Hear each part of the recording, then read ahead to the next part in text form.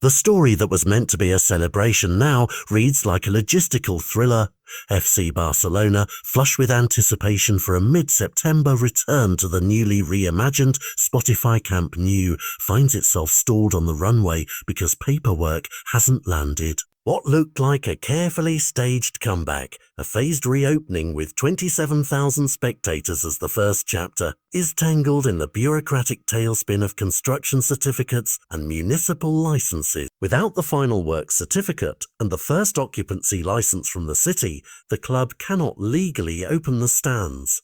Behind the scenes, the countdown has sharpened into a deadline. Club executives and league officials set a day this week to decide where the Sunday night clash with Valencia will be officially listed, and that ticking calendar is forcing contingency plans into the daylight. The practical fallback is the Estadi Johan Cruyff, a tidy modern venue already receiving urgent adjustments to meet inspector standards, while the larger question mark hangs over the next two home dates.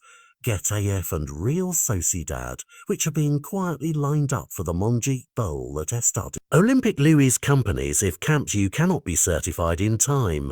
Imagine the logistical ballet. Tickets that might have to be reissued, season ticket holders rerouted, security and stewarding plans rewritten, broadcast setups moved, and supporters who booked travel suddenly recalculating. Each shift chips at revenue and perhaps more painfully at the symbolic heart of the club, the return to a stadium that was supposed to feel like a coronation. The arithmetic is blunt. Without that final construction stamp, the City Council cannot hand over the occupancy license, and without the license, the club cannot promise fans a seat at Camp Nou.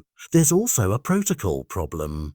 La Liga and club administrators operate under timelines and rules. They need a confirmed venue on short notice to satisfy competition requirements and to notify broadcasters and match officials. Reports say the league and the club have set a firm slot to lock in where the Valencia game will be played, a moment that will decide whether the city sees a reduced capacity homecoming or a scaled back match behind closed doors, or even at an alternate ground. That decision will cascade.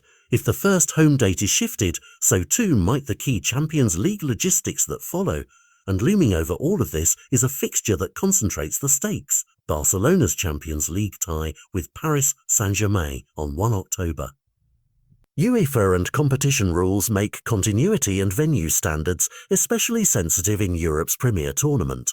If Camp Nou isn't certified, the club could be forced to stage that high-profile match at Montjuic or another authorised venue, a scenario that would reverberate beyond a single weekend because of commercial, sporting and prestige costs. The proximity of the Real Sociedad game 3 days earlier only compounds the headache. For supporters, the mood is a strange mix of hope and irritation. Some cling to the images of terraces returning to life, others bristle at the perceived mismanagement and mispromises. Headlines and editorials in local media have not been kind. Practically speaking, if the club can secure the outstanding documentation in the next few days, the partial reopening dream survives. If not, expect a short-term residency at alternate stadia and a drawn-out explanation tour from the board. Either way, the opening weeks of Barcelona's season will be measured as much by how the club handles the mess as by the results on the pitch.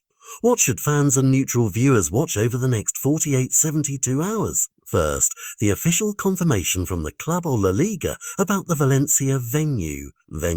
Second, any municipal bulletin or certificate note from the construction consortium indicating the issue or delivery of the final work certificate.